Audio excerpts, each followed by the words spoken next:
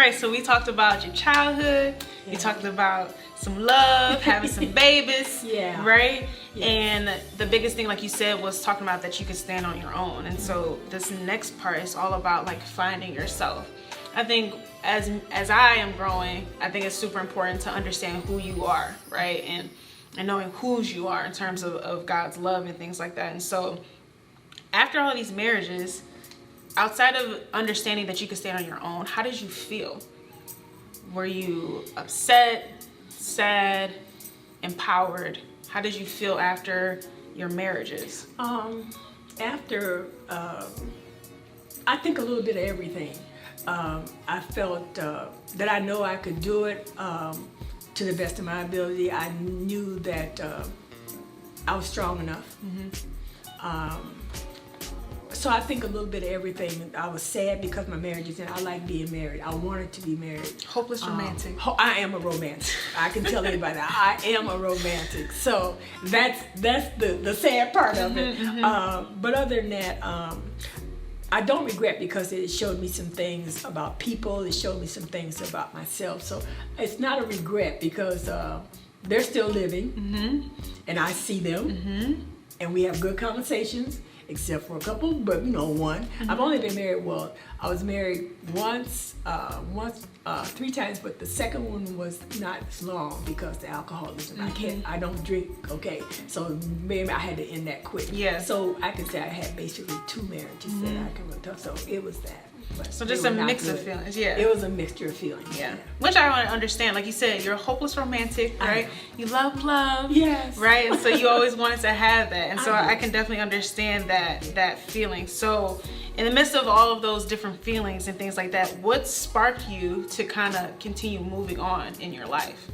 I got involved in politics.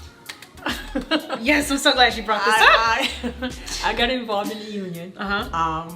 I started working for Pontiac schools, driving a school bus. And of course, I was there when the bombings took place. And since 1971, I started working. And I retired in 08. So the union and politics I got involved in. That's where I found myself. Yeah.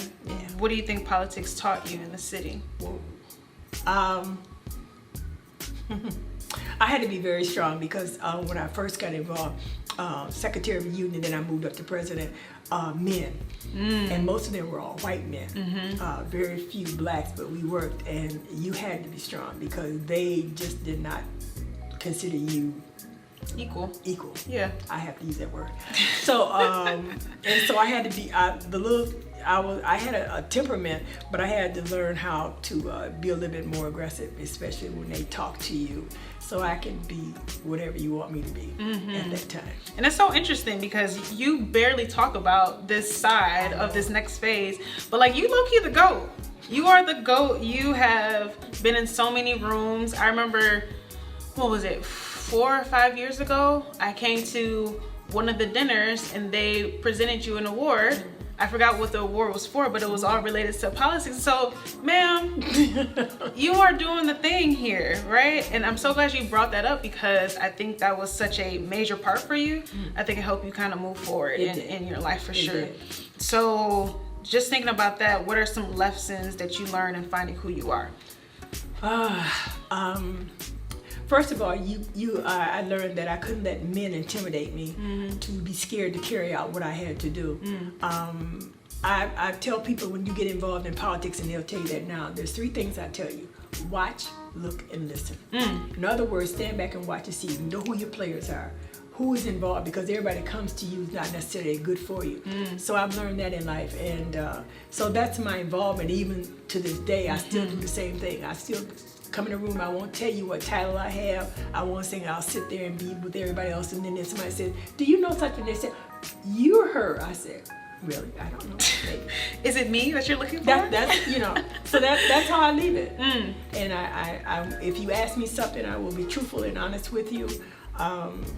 Don't play the games, because I don't play your games in politics and that stuff. And I try to tell people that if I can be helpful to you, I will. If I can't, well, fine. If you hate me if you don't. But I can only be who I am. And that's where my respect and comes from from people is that I'm honest. I try to be honest. I'm not perfect now. Don't get me wrong. Right, No.